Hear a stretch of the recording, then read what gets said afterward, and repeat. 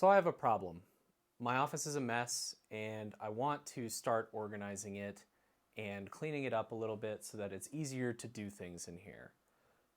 The problem is that I don't really have a designated spot for certain things, and so they end up piling up on the nearest desk or countertop in the office. My closet in particular is one point that I think if I could really start to organize would help quite a bit, because it's really become a catch-all for anything that I don't have a place for in the office. It just goes into the closet and I forget about it and it stays there forever. I think if I could segment out like certain parts of the closet to actually hold specific things, then maybe I could get a bit more organization into the office, and that would help me in the future after I get this cleaned up to have a place for new things, or to be able to remove some things if I no longer need them. Currently my closet has, a whole bunch of clothes in it that are out of season. It has fermentation projects. It has all sorts of random stuff in there.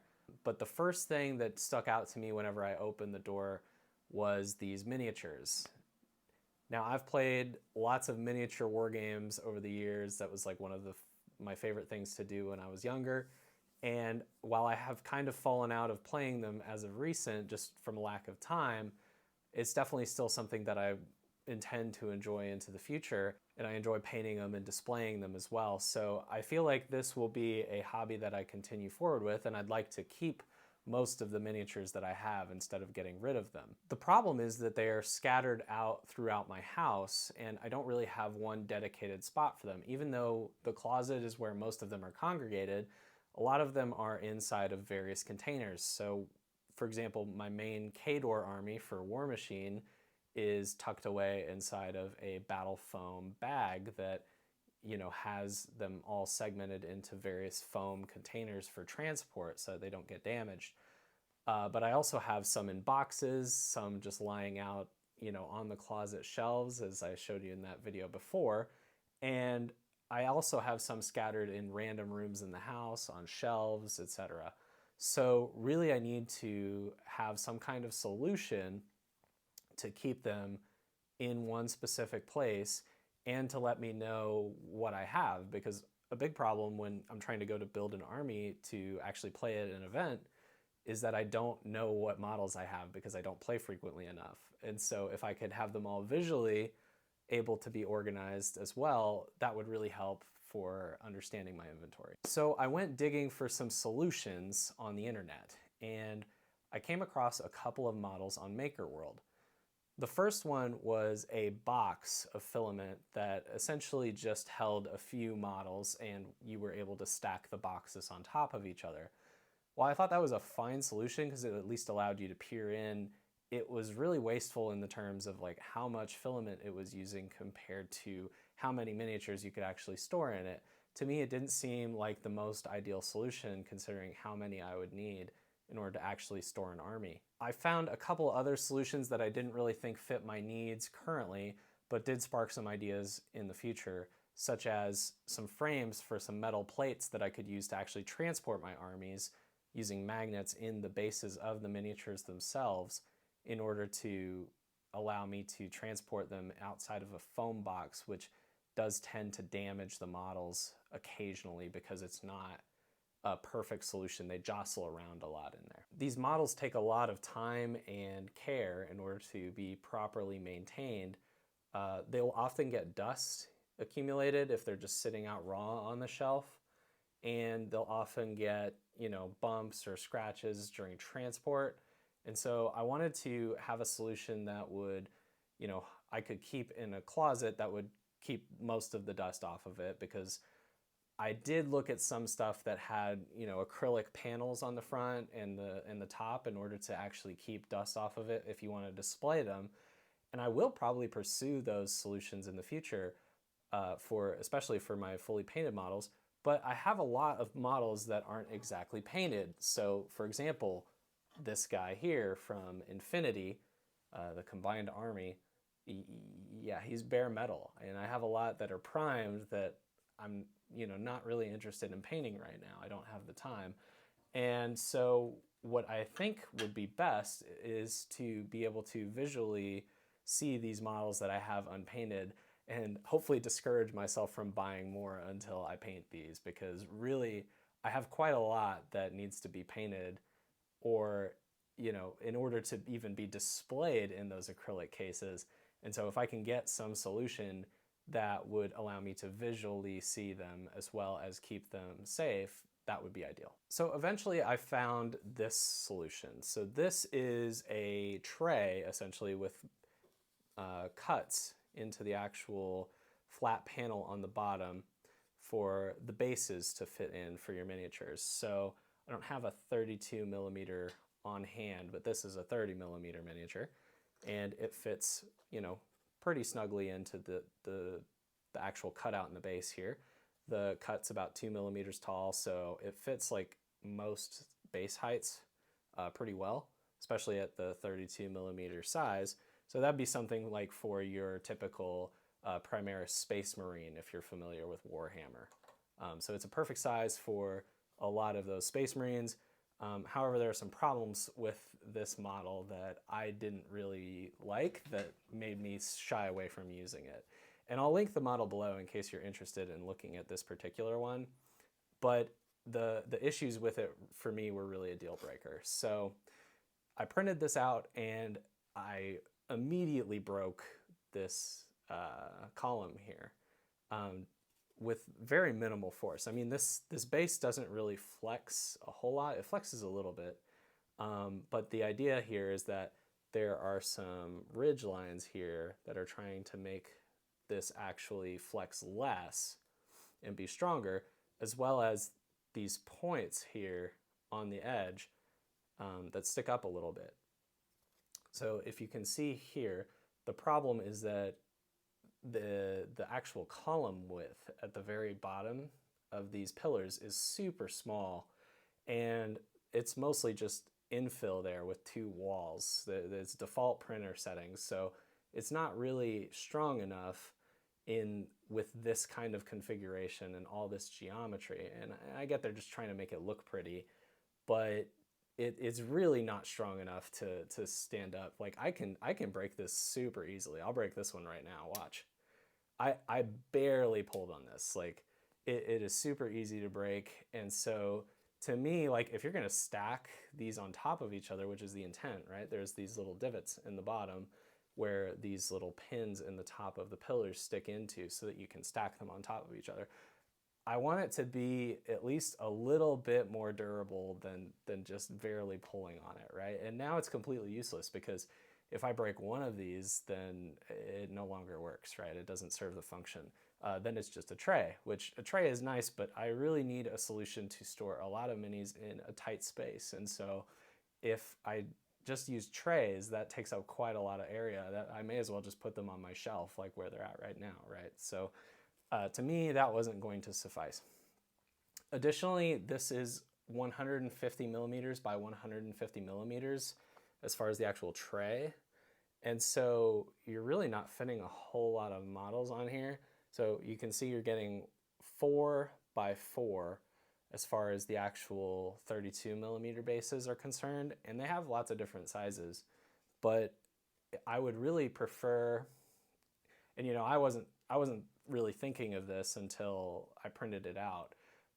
And I saw a comment that had mentioned this after the fact that, really cemented that, okay, it wasn't just me thinking of this, but having 16 of these 32 millimeter spaces for miniatures is not conducive for an army, because really, if you're talking about Space Marines, they tend to be in squads of 10 for the Primaris. So you'll have 9 soldiers and 1 sergeant usually.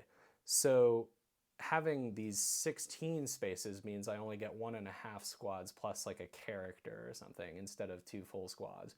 So it makes organization of your models a little bit more tricky, and like trying to fit like where you're going to put your characters and stuff like that, it's not exactly ideal. So I took this idea and designed my own solution that would hopefully remedy some of these issues. So that's where this comes in. I'm calling it the mini stacker because you can stack it quite tall, and it's for your miniatures. So this is essentially very similar to the idea that we just saw in form.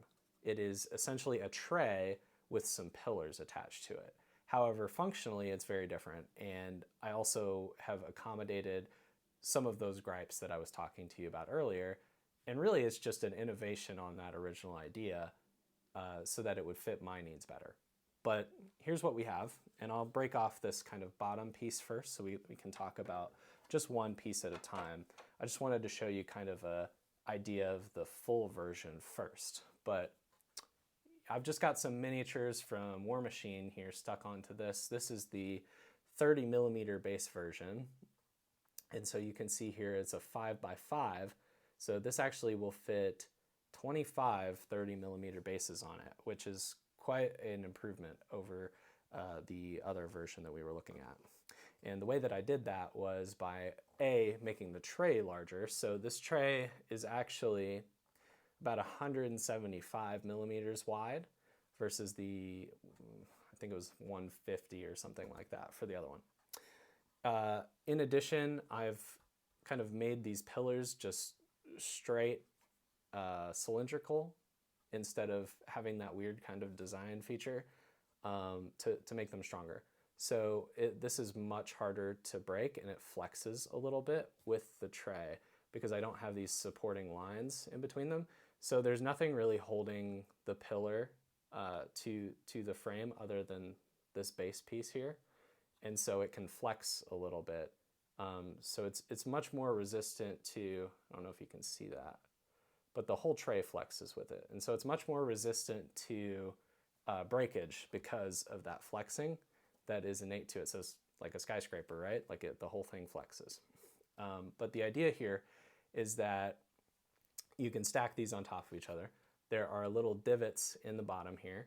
And if I put another tray on top of this, it actually kind of snaps into place via the friction because these divots or these pins here are 2 millimeters tall and they have a 1 millimeter chamfer on them. And the actual bottom pieces where they fit into have a slightly different fillet that allows it to kind of really get like a nice tight friction fit. So once I, kind of got this printed out and had a couple stacked on top of each other, I realized just how good the fit was because it really snaps in there to the point where I can lift this up via just one hand, one pillar, and it's not going to let the bottom one fall really. So that's nice if I'm just like casually kind of moving it around in my closet. I don't really have to worry about the bottom tray falling off, which I think is great because I was considering putting magnets in them just to hold it, but I really don't think that's necessary with this design with these pins and the divots because the friction is just so strong, it's holding it in really well. So another thing you might have noticed as I was actually moving this around is that these are press fits. So there's only a 0.5 millimeter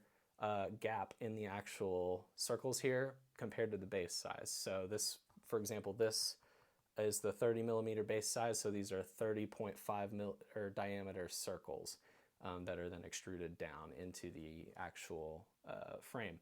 So what we have here is a really tight fit. So I can actually turn these guys upside down and they're gonna stay in there. So this is great, like if I'm shuffling them around or anything, or if I have to like pick them up and move them, I don't really have to worry about them falling out of the tray unless I'm doing something crazy. A lot of these guys, they're not gonna fit perfectly. So like I do have some that the bases are a little bit smaller and they're not as stuck in there as these guys are. But what I've found is that if you paint your bases or you prime your bases, it is gonna be a little bit tougher to get them in and out.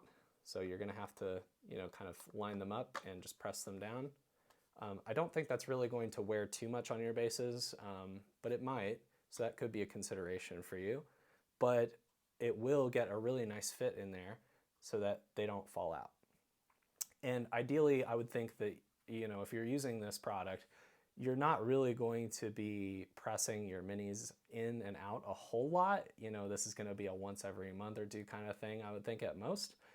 Because these guys are designed for long-term storage. They're not really designed for, taking it to tournaments or events or things like that. That would be a different type of solution.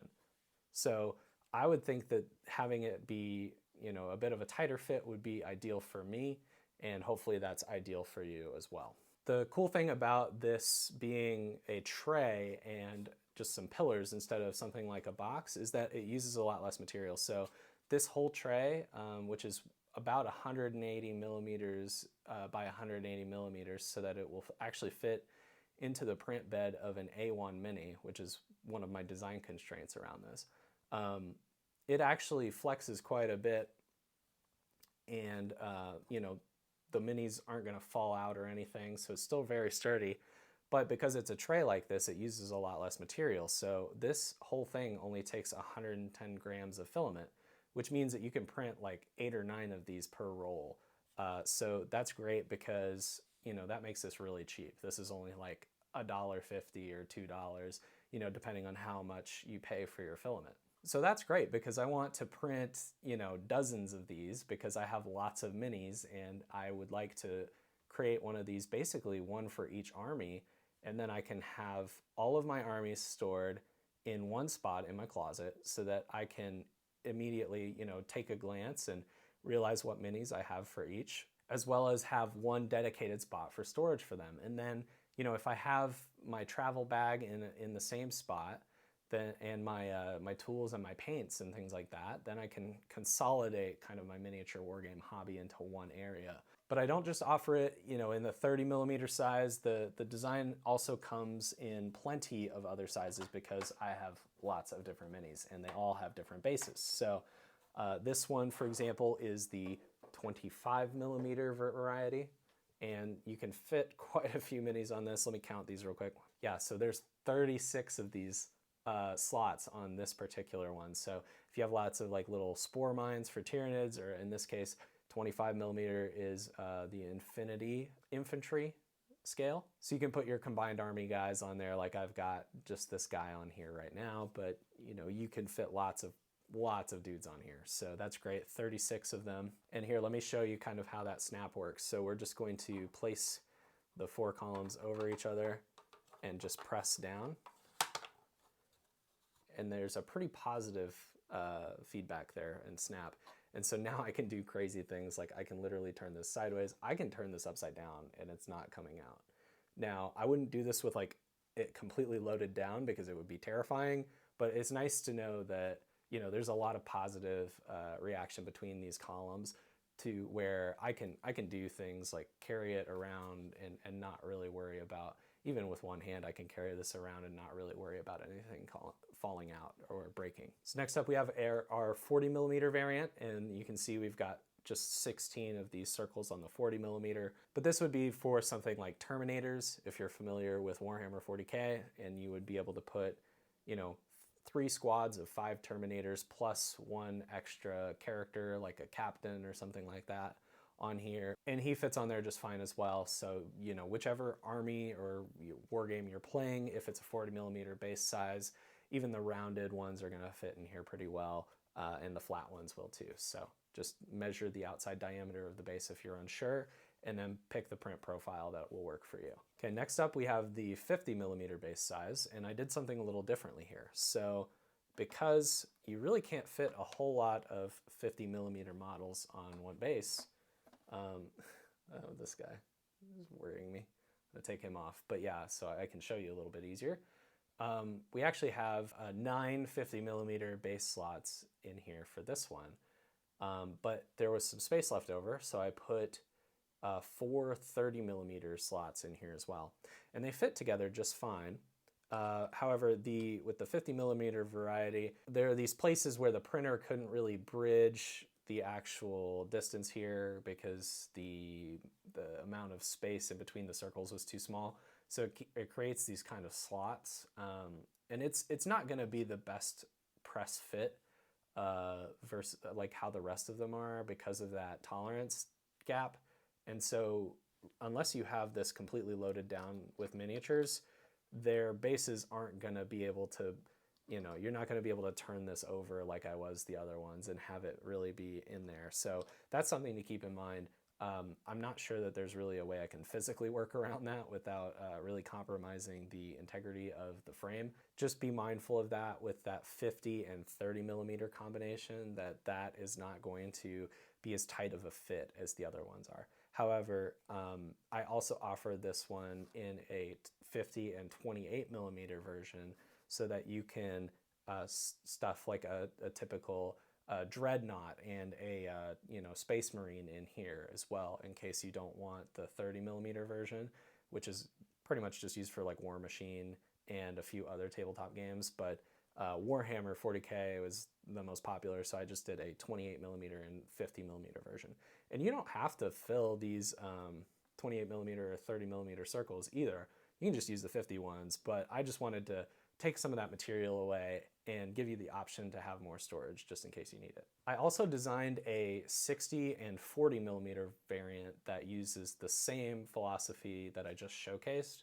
However, I don't have one here to show you yet because it's still printing. And lastly here we just have this tray, and it just has a 2 millimeter lip on the outside, and then it's cut all the way on the inside. So if you have like a really big model, like with a 110 millimeter base, or something that a menagerie of like ovals or something that wouldn't really fit into any of the other shapes, you can just use this tray and just put them on here. Just know it's going to have no positive retention other than the lip, so you'll have to be a little bit more careful with these just to make sure things don't get jostled around too much while you're moving them. So this was funny. I actually had a print failure because my power went out while I was doing this and it wasn't able to resume.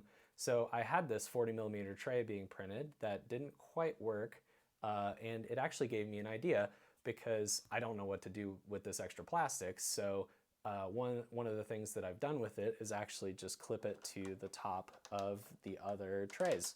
And what I can do here is use it as a lid. So if there's a need for something like this, if somebody wants a lid because you can't fit another tray on top, and you are in like a really tight space where you think you would want this, let me know and I will add this to the files, because this might actually be useful for some of you, and I could see that. So if someone is interested in just having a really cheap lid, let me know and I'll add that. But yeah, I designed all the files. It didn't really take all that long to create all the different variants, and so if there is a variant that you are interested in, just let me know in the comments and I will try and crank those out. Additionally, I would like to create variants that have magnets or spaces for magnets in like a grid pattern, so that we can actually forget the whole base size thing and just create something very similar to the tray, but with a grid shape pattern for magnets to be placed in it. And then you could just glue in magnets yourself, and you'd have essentially whatever kind of form that you wanted, and then you could just put magnets in the bases of your miniatures and then click them onto the actual tray, and that would give you all the retention that you need. You don't have to worry about them getting shuffled around or damaged or anything like that, because they are going to be magnetically attached to the tray. So that is another option that I will be exploring in the future. Right now I don't have those designs ready to show you, but this is just the initial kind of tray with all of the different base sizes so that we can at least get started with that. Printing these was super easy. You just get one per tray essentially, because they're about 180 millimeters in width and length. But you can print this on an A1 Mini. I printed it on my P1S from Bamboo Lab, and it only took about 2.5 hours per tray, maximum of 3 hours. There's a bit of variance depending on which model you select because of how much material is actually being cut out for the holes for the bases. So some of them have, variances from about 15 minutes or so, depending on the model. But I just used default kind of at 20% infill, and that worked out great for me. So I'm going to upload the print files with just default settings, but if you want to tweak them, you definitely can.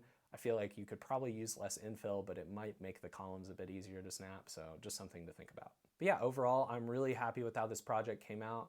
If you want to download it yourself, I'm going to upload it to my profile on MakerWorld, and I will leave a link in the description below so that you can check it out. Feel free to leave any feedback or questions that you may have for me there on this particular model, and I will be uploading more models to that profile in the future, so I'd love it if you gave me a follow and liked the model if you actually enjoyed it and got some use out of it. Additionally, it occurred to me that some of my models are a bit too tall to fit on this tray. The actual tray height is about 75 millimeters without these little pins at the top, which add an extra 2, but the overall like height between the trays is about 72 millimeters or so, give or take, because of the height of the actual cutouts, which is 2 millimeters, and then the tray itself is 3 millimeters thick. Combining that, you're going to get roughly 72 millimeters of clearance between this tray and the next tray up. So there are some models that are really tall